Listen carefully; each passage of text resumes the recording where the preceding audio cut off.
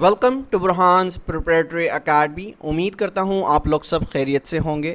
Today is Monday and the subject we are going to study today is Pakistan studies, and we have covered almost 17 lectures of Pakistan studies earlier.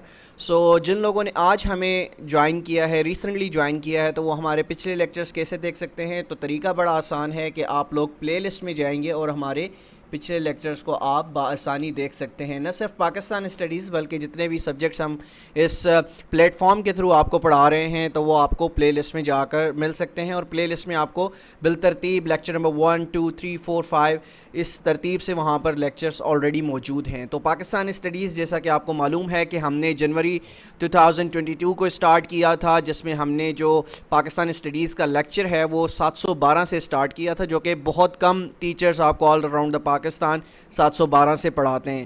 Some times لوگ کیا کرتے ہیں کہ پاکستان کی history جو ہے وہ 1857 کی جنگ آزادی سے شروع کرتے ہیں, جو کہ بالکل ایک غلط کانسیپٹ ہے. اور جیسا کہ آپ نے وٹنس بھی کیا ہوگا کافی ایگزامز کے اندر, جو آپ سے پاکستان اسٹڈیز سے جہاں سے سوال کیے جاتے ہیں وہ 712 سے, یعنی محمد بن قاسم جب تشریف لائے اس کے بعد ڈائناسٹیز جتنی بھی گزری ہیں تو اس حوالے سے بھی کافی کوشچنس کیے جاتے ہیں. اسی کے ساتھ ساتھ مغل امپائر, پھر 1857 کے بعد جتنے بھی امپورٹنٹ ایونٹس ہوئے ہیں پاکستان کی تحریک آزادی کے تک, اور پھر پاکستان کی تحریک آزادی کے بعد بھی ہم نے پاکستان اسٹڈیز کو پڑھنا ہے. 1947 کے بعد جتنے بھی امپورٹنٹ ایونٹس ہوئے ہیں وہ انشاءاللہ ہم کور کریں گے. تو لاسٹ لیکچر میں ہم نے کیا کیا چیزیں پڑھی تھی. لاسٹ لیکچر میں نے آپ کو پڑھایا تھا ویول پلان, ٹھیک ہے, ویول پلان میں نے پڑھایا تھا. اسی کے ساتھ ساتھ میں نے آپ کو پڑھایا تھا سملا کانفرنس. اب ان کا کیا مطلب ہے کہ سملا کانفرنس ہم نے پڑھا اور ویول پلان پڑھا, تو اس کا مطلب ہے کہ ہم اس وقت پاکستان اسٹڈیز کے جو ایئر کے مطابق اگر ہم چلتے ہیں تو ہم 1945 تک پہنچ چکے تھے. تو انشاءاللہ آج یعنی لیکچر نمبر 18 کے اندر جو ٹاپکس ہم آج آپ لوگوں کے سامنے رکھیں گے, اور بہت زیادہ امپورٹنٹ ٹاپکس ہیں پاکستان اسٹڈیز کے حوالے تھے, وہ ہم پڑھیں گے الیکشنز. اب یہ کون سے الیکشنز ہیں؟ الیکشنز 1937 میں آلریڈی آپ کو کروا چکا ہوں. تو الیکشنز 1946 جس کو ہم 1945 بھی کہتے ہیں, 1945 میں سینٹرل لیجسلیٹو کونسل کے انتخابات ہوئے تھے, اور 1946 کے سٹارٹ میں یعنی جنوری میں پروونشل اسمبلیز کے انتخابات ہوئے تھے. تو اس وجہ سے اس کو جنرل الیکشنز 1945 کہا جاتا ہے. تو اب ڈیٹیل سے پڑھ لیتے ہیں ان الیکشنز میں کیا کیا چیزیں شامل ہوئیں اور کیا کیا امپورٹنٹ واقعات اس میں رونما ہوئے. تو جنرل الیکشنز 1945 ہم ڈسکس کرنے لگے ہیں, تو آپ نے دھیان سے سننا ہے, لاسٹ تک یہ ٹاپک سننا ہے. انشاءاللہ آپ کے جتنے بھی ڈاؤٹس ہوں گے اور جتنے بھی یہاں سے کویسچنس آتے ہیں تو وہ انشاءاللہ کور ہو جائیں گے. اچھا, the 1945-1946 elections were most critical at all levels in the history of subcontinent. تو ہسٹری آف سب کانٹیننٹ کے حوالے سے یہ بہت زیادہ کرٹیکل یعنی موسٹ کرٹیکل آپ کے الیکشنز کہلائے جاتے ہیں. اس کی وجہ کیا تھی؟ اگر یہاں پر مسلم لیگ اپنے آپ کو ثابت نہ کر پاتی تو آج ہم اس جو آزاد ریاست جسے ہم پاکستان بولتے ہیں تو اس میں شاید ہم موجود نہ ہوتے. تو مسلم لیگ کے لحاظ سے یعنی مسلم لیگ کے پرسپیکٹو سے یہ انتخابات بہت زیادہ کرٹیکل تھے. اب کیوں کرٹیکل تھے وہ ہم آلریڈی پڑھ چکے ہیں. ویول پلان میں نے آپ کو بتایا تھا کہ قائد اعظم نے کون سے جو مشہور واقعات کا ذکر کرتے ہوئے لارڈ ویول کو بتایا تھا کہ ہمیں جو ہے صرف اور صرف پاکستان کے لیے لڑنا ہے. ہم کوئی بھی ایسا فارمولا ایکسیپٹ نہیں کریں گے جس میں پاکستان کی آواز یعنی پاکستان کے نام کو دبا دیا جائے, پاکستان کی ایک جو جستجو حاصل کرنے کی ہے اس کو دبا دیا جائے. ہم کوئی بھی ایسا پروپوزل ایکسیپٹ نہیں کریں گے. تو اس لحاظ سے جنرل الیکشنز بہت زیادہ امپورٹنٹ تھے آل انڈیا مسلم لیگ کے لیے. تو آن اگست 21 1945 the Viceroy Lord Wavell announced that elections to the central and provincial legislatures would be held in coming winters. تو انہوں نے یہ اعلان کر دیا کہ اب کمنگ ونٹرز یعنی ونٹرز آپ کو پتہ ہے سب کانٹیننٹ میں کب سٹارٹ ہوتے ہیں, دسمبر جنوری میں ونٹرز سٹارٹ ہوتے ہیں, اور غالباً تبھی ہمارے یہ الیکشنز شیڈیولڈ ہوئے تھے. ٹھیک ہے, تو انہوں نے کہا کہ ہم کمنگ ونٹرز میں الیکشنز کروا دیتے ہیں. ٹھیک ہے, اس کے بعد کیا ہوتا ہے, as far the first phase یعنی پہلے فیز کے اندر کیا ہوگا, it was decided that the election to the central legislative assembly would be held to be followed by the elections to provincial assemblies. کے پہلے فیز کے اندر کیا ہوگا؟ پہلے فیز کے اندر الیکشنز جو ہے سینٹرل لیجسلیٹو اسمبلی میں منعقد کیے جائیں گے, اور اس کے بعد جو سیکنڈ فیز ہوگا پھر ہم پروونشل اسمبلیز میں الیکشنز انتخابات کروائیں گے. یعنی پہلے فیز کے اندر سینٹرل میں ہونے ہیں, اس کے بعد پروونشل اسمبلیز میں یہ انتخابات کروائے جائیں گے. اس کے بعد کیا ڈیسائیڈ ہوتا ہے؟ مسلم league position in 1945 was entirely different from what it had been at the time of previous elections held in 1937. تو الیکشن 1937 کے حوالے سے میں آلریڈی آپ کو ایک چیز بتا چکا ہوں کہ اس الیکشنز میں ہوا کیا تھا, کس طرح سے جو مسلمانوں کا جو ایک مینڈیٹ تھا اس کو چوری کیا گیا. اور آج بھی آپ دیکھتے ہیں کہ کس طرح سے ملک کے اندر جب بھی انتخابات ہوتے ہیں تو مینڈیٹ چوری ہونے کی بات ہوتی ہے, ریگنگ کی بات ہوتی ہے. تو 1937 میں بھی کچھ اسی طرح کے واقعات رونما ہوئے کہ مسلم لیگ کو اتنی طاقت کے ساتھ سیٹس جیتنے کو نہیں ملی. تو یہاں پر جب 1945 کے الیکشنز ہوتے ہیں تو جو سچویشن ہے وہ انٹائرلی ڈفرینٹ ہوتی ہے فار دا مسلم لیگ. اب کیا ہوتا ہے آگے دیکھ لیتے ہیں. To cope with the finance of election. اب ظاہر سی بات ہے جب بھی الیکشن لڑا جاتا ہے, کوئی بھی کینڈیڈیٹ کھڑا ہوتا ہے تو اس کے لیے اوبویسلی ایک فائنینشیل ایشوز ہوتے ہیں, وہاں پر آپ کو پیسہ چاہیے ہوتا ہے کیمپین چلانے کے لیے. تو قائد اعظم نے ایک مشہور یہاں پر ایک کوٹیشن بیان کی تھی, یا میں کہوں کہ کوئی ایک ایسے گولڈن ورڈز کہے تھے جو کہ آج بھی تاریخ میں جو ہے کافی موقعوں پر کہے جاتے ہیں. Quaid Azam asks the Muslims in his characteristic style. Quaid Azam نے مسلمانوں سے کریکٹرسٹک اسٹائل جو ان کا ایک بہترین انداز تھا, جب بھی قائد اعظم کوئی بات کرتے تھے تو وہ ایک ایسے اسٹائل سے بات کرتے تھے کہ دنیا دنگ رہ جاتی تھی. تو قائد اعظم نے مسلمانوں سے یہ التجا کی اور ان سے کہا کہ give us the silver bullets and we will finish the job, کہ ہمیں سلور بلٹس پرووائڈ کیے جائیں اور ہم یہ جو جاب ہے اس کو فنش کر دیں گے. جاب فنش سے کیا مراد ہے کہ اب آخری کیل جو ہے وہ تابوت میں ٹھوکی جائے گی جب تک پاکستان آزاد یعنی پاکستان کو حاصل نہیں کر لیا جاتا. تو کیونکہ اس وقت کافی سچویشن بہت مسلمانوں کو اس چیز کا اندازہ تھا کہ ہمارے لیے یہ کرٹیکل الیکشن ثابت ہوگا کہ اگر ہم یہاں پر اکثریت جو ہے وہ حاصل نہیں کر سکے تو ہمارے لیے یہ گیم جو ہے یہ اینڈ ہو جائے گی, اور اس کے بعد ہم کبھی بھی پاکستان کو حاصل کرنے کے لیے اسی جد و جہد سے واپس نہیں آ سکتے. تو قائد اعظم کے یہ الفاظ آج بھی تاریخ میں لکھے ہوئے ہیں اور تاریخ دانوں نے اس کو بڑے احسن انداز سے کافی بکس کے اندر اس کو ریفر کیا ہے. اچھا, due to extraordinary and hectic election campaign Quaid Azam suffered with serious illness. اب کیونکہ یہ الیکشن اتنا زیادہ امپورٹنٹ تھا قائد اعظم کے لیے تو قائد اعظم نے اس میں اپنی پوری کی پوری جو ہے وہ جان ماری, اور اسی تناظر میں قائد اعظم بہت سخت بیمار ہو گئے. However, Quaid Azam did not stop. لیکن قائد اعظم یہاں پر رکے نہیں, انہوں نے اپنی ہمت نہیں ہاری اور وہ اسی جد و جہد کے ساتھ کیمپین کو چلاتے رہے. تو یہاں پر مجھے آج اندازہ ہوتا ہے پاکستان کی جو سچویشن ہے اس وقت, ہمیں کاش کوئی قائد اعظم جیسا لیڈر مل جائے جو کہ اس ملک کے لیے کام کرے اور ہمیں اس مشکل حالات سے نکالے.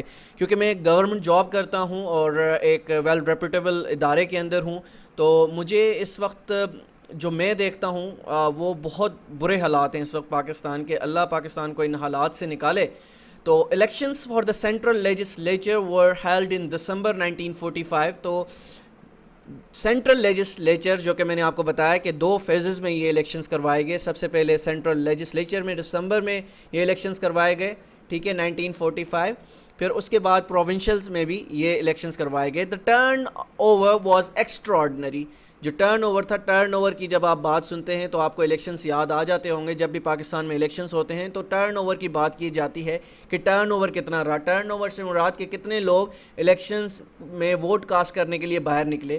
تو ٹرن اوور جو تھا اس الیکشن کا وہ بہت ایکسٹرا آرڈنری تھا, ٹھیک ہے. تو Muslim League performance was even more as it managed to win all 30 seats reserved for Muslims. یعنی 30 کی 30 سیٹس جو کہ مسلمانوں کی نشستیں تھیں جو کہ ریزرو تھیں فار دا مسلمس, وہ 30 کی 30 کس نے جیت لی؟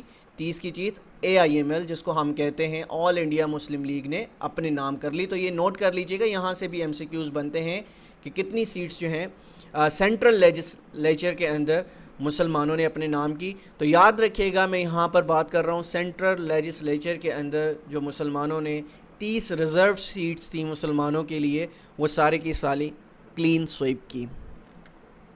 The result of provincial elections held in early 1946 were not different. اب 1946 یعنی جنوری کے اندر یہ انتخابات ہوئے کہ کہاں پر پروونشل الیکشنز, جیسا کہ آپ کو بتایا کہ 2 فیزز میں یہ الیکشن تقسیم ہوا ہوتا, central and then provincial elections. تو اس میں بھی جو صورتحال تھی وہ اسی طرح کی تھی, لائک مسلمانوں کو بڑی تعداد میں کامیابی حاصل ہوئی تھی. تو کیا ہوا, Congress won most of the non Muslim seats while Muslim League captured approximately 95% of the Muslim seats. اب کانگریس آبویسلی کانگریس نے کون سی سیٹ جیتنی تھی, نان مسلمس کی جیتنی تھی, جو کہ جبکہ مسلمانوں نے اپنی تقریباً جو مسلمانوں کے لیے ریزرو سیٹس تھی پروونشل اسمبلیز میں وہ 95% جو ہے مسلمانوں نے اپنے نام کی.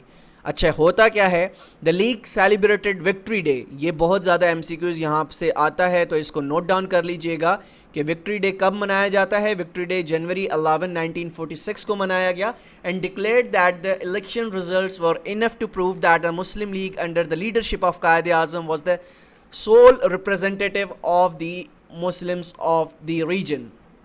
تو کیا کہا گیا کہ یہ رزلٹ جو ہیں وکٹری ڈے پر یہ بتایا گیا کہ یہ رزلٹس یہ بالکل ظاہر کرتے ہیں کہ قائد اعظم کی لیڈرشپ میں مسلمان جو ہیں وہ متحد ہیں, اور ہمارے ایک ہی لیڈر ہیں وہ ہیں قائد اعظم جو ہمیں ریپرزینٹ کر سکتے ہیں یا ریپرزینٹ کریں گے. ٹھیک ہے, کیونکہ اس سے پہلے کانگریس بھی اس بات کو برٹش گورنمنٹ کو بتاتی رہی کہ ہم جو ہے وہ مسلمانوں کے بھی ریپرزینٹیو ہیں, انڈینس کے بھی ریپرزینٹیو ہیں, جو کہ بالکل اس بات میں سچائی نہیں تھی. لیکن اس الیکشنز کے بعد آل انڈیا مسلم لیگ نے یہ بات باور کروائی کہ ہم ہی وہ واحد ریپرزینٹیوز ہیں مسلم کے جو ان کو آگے لے کر چل سکتے ہیں. اچھا, اب پروونشل اسمبلیز کی میں بات کر رہا ہوں, پرٹیکولرلی یاد کیجئے گا 425 Muslim seats were secured by the All India Muslim league in 1945-1946 election of provincial assemblies. اب یاد رکھیے گا جب سینٹرل کی بات ہوگی, یہ یاد رکھیے گا بہت سے کینڈیڈیٹس یہاں پر غلطی کرتے ہیں, سینٹرل لیجسلیچر کی بات ہوگی تو کیا ہوگا, سینٹرل لیجسلیچر میں کتنی سیٹس جیتی تھیں مسلمانوں نے, 30 سیٹیں جیتی تھی. اور جب پروونشل کی میں بات کرتا ہوں تو پروونشل اسمبلیز میں مسلمانوں نے کتنی سیٹس جیتی, 425 جیتی. تو اس کو نہیں بھولنا آپ نے, یہاں سے ایم سی کیوز پوچھے جاتے ہیں اور کافی کینڈیڈیٹس اس کو غلط کر کے آ جاتے ہیں, تو کانسیپٹ کلیئر کر لیجئے. آگے بڑھتا ہوں, دا مسلم لیگ وان 75 سیٹس ان پنجاب. تو اب یہ 425 جو پروونشل سیٹس تھیں ان میں سے پنجاب سے کتنی جیتی ہیں, پنجاب سے 75 جیتی ہیں. ٹھیک ہے, اس کے بعد جو امپورٹنٹ ایک ایونٹ آتا ہے British cabinet mission visit India 1946 کے حوالے سے, کہ برٹش کیبنٹ مشن آیا انڈیا کے اندر 1946 میں, وہ کیا پروپوزلز لے کے آیا, کیا ایجنڈا تھا اس کا آنے کا, وہ پڑھ لیتے ہیں. The cabinet mission 1946 was an initiative formulated by the Clement Attlee, the Prime Minister of UK.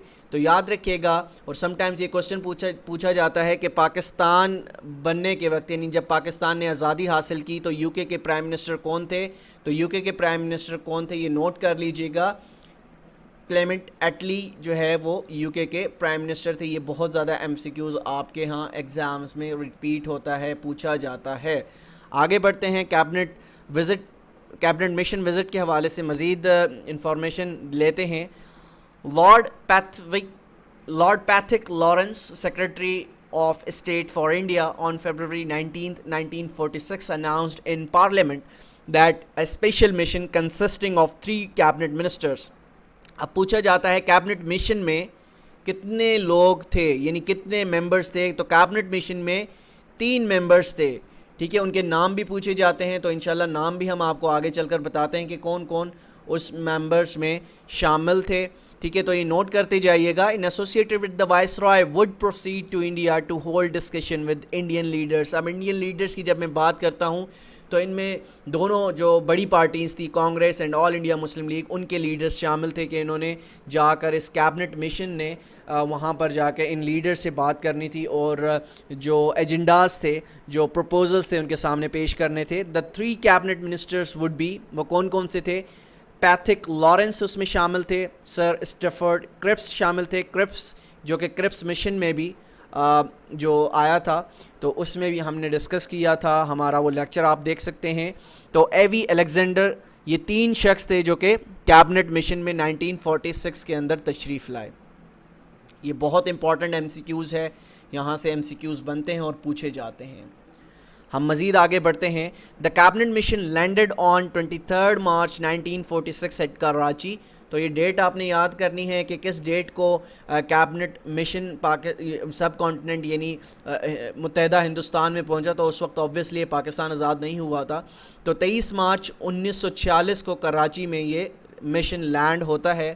اس کے بعد کیا ہوتا ہے؟ The mission arrived in Delhi on March 24 and left on June 29. تو اگلے ہی دن وہ دہلی پہنچتے ہیں اینڈ وہاں سے 29 تاریخ کو پھر روانگی ہوتی ہے. Jinnah faced extreme difficulties in 3 month long grueling negotiations with the cabinet mission. اب قائد اعظم کو بے انتہا مشکلات پیش آئی اس 3 month long یعنی prolonged negotiations کے اندر کیبنٹ مشن کے ساتھ. اچھا اس کی وجہ کیا تھی؟ قائد اعظم کی جو صحت تھی 1946 میں وہ بہت زیادہ بگڑنا اسٹارٹ ہو گئی تھی, ٹھیک ہے, اور لیکن وہ پھر بھی کام کرتے رہے, پھر بھی انہوں نے اپنی صحت کا خیال نہیں رکھا, لیکن پاکستان کے لیے جد و جہد انہوں نے جاری رکھی. اور ایک مشہور بک ہے, اس کے اندر جب یہ بیان یہ کوٹ اسٹوری ہوتی ہے تو مجھے بہت رونا آتا ہے کہ کس طرح سے قائد اعظم نے پاکستان کے لیے اپنی صحت کی بھی پرواہ نہیں کی. تو قائد اعظم کا یہ کہنا تھا کہ اگر میری بیماری کا پتہ میرے مخالف لوگوں کو چل گیا تو وہ اس چیز کو لٹکائیں گے اور الٹیمیٹلی وہ اس کو توسیع کرتے ہوئے اس جگہ تک لے جائیں گے جہاں پر شاید میری زندگی نہ رہے اور ہمارا جو مشن ہے پاکستان کو حاصل کرنے کا یہ جو ہے مٹی میں نہ مل جائے. تو قائد اعظم اپنی بیماری کو چھپاتے رہے. The following was the agenda for the cabinet mission. کیا ایجنڈا تھا دیکھ لیتے ہیں. To formulate ways for the transfer of power to the Indians in a peaceful manner. سب سے پہلے ٹرانسفر آف پاور کا ایک ایجنڈا لے کے آئے کہ کس طرح سے ہم ٹرانسفر آف پاور کریں گے. To formulate machinery for framing the constitution. اب کانسٹیٹیوشن کے حوالے سے آپ نے دیکھا ہوگا ویول پلان میں بھی میں نے آپ کو بتایا, پھر سملہ کانفرنس 1945 کے اندر ہوئی, اس میں بھی جو کانسٹیٹیوشن کو فریم کرنے کی باتیں کی گئی. برٹش گورنمنٹ نے کہا کہ ہم بہت جلد جو ہے وہ کانسٹیٹیوشن کو بنائیں گے, ایک فارمولیٹ کریں گے according to the wishes of Indian leaders, لیکن ایسا کچھ نہیں ہو سکا. To grant independence and preserve India's unity. تو یہ تیسرا ایجنڈا اس میں شامل تھا. اس کے بعد the cabinet mission broadcast its plan worldwide from new Delhi on Thursday night May 16 1946. یہ بھی بہت امپورٹنٹ ایم سی کیوز یہاں سے بنتا ہے کہ کیبنٹ مشن نے جو وزٹ تھا 1946 کا, اس کے جو پلان تھا یعنی جس کو ہم کیا کہتے ہیں کیبنٹ پلان, وہ کب اناؤنس کیا؟ تو وہ مئی 16 1946 کو اناؤنس کیا, ٹھیک ہے. اس کے علاوہ جو most important M C Qs ہیں یہ میں نے یہاں پر شامل کر دیے ہیں, اور انشاءاللہ جیسا کہ آپ جانتے ہیں ہمارا ایک پیڈ گروپ ہے, واٹس ایپ پیڈ گروپ, وہاں پر یہ آپ کو انشاءاللہ جب لیکچر پرووائڈ کیا جائے گا پی ڈی ایف فارمیٹ میں تو آپ کو یہ چیز دے دی جائے گی تاکہ آپ اس کو مزید پڑھیں, مزید اپنے مائنڈ کی کلیئرٹیز کو جو ہے وہ کلیئر کریں, اور انشاءاللہ آنے والے ایگزامز میں یہ ٹاپکس آپ کو انشاءاللہ مدد کریں گے. اور اگر آپ نے ہمارا یہ لیکچر کمپلیٹ سنا ہوگا, ڈیٹیل سے سنا ہوگا, دھیان سے سنا ہوگا, تو انشاءاللہ میں آپ سے وعدہ کرتا ہوں کہ جب تک آپ ٹیسٹ دیتے رہیں گے اور یہاں سے ایم سی کیوز آپ کے سامنے آتے رہیں گے تو آپ ان کو چٹکیوں میں سولو کر سکتے ہیں. اس کی وجہ یہ ہے کہ آپ کا کانسیپٹ کلیئر ہو گیا. جب تک آپ کا کانسیپٹ کلیئر نہیں ہوگا آپ ان ایم سی کیوز کو جتنا مرضی رٹا مارتے رہیں, یہ آپ کے کسی کام نہیں آئیں گے. آج ایم سی کیوز آپ یاد کریں گے, پرسوں بھول جائیں گے, کیوں؟ اس کا بیک گراؤنڈ آپ کو نہیں پتہ ہوگا. تو انشاءاللہ ملتے ہیں کل ایک نئے لیکچر کے ساتھ. جب تک اپنا بہت خیال رکھے گا. اللہ حافظ.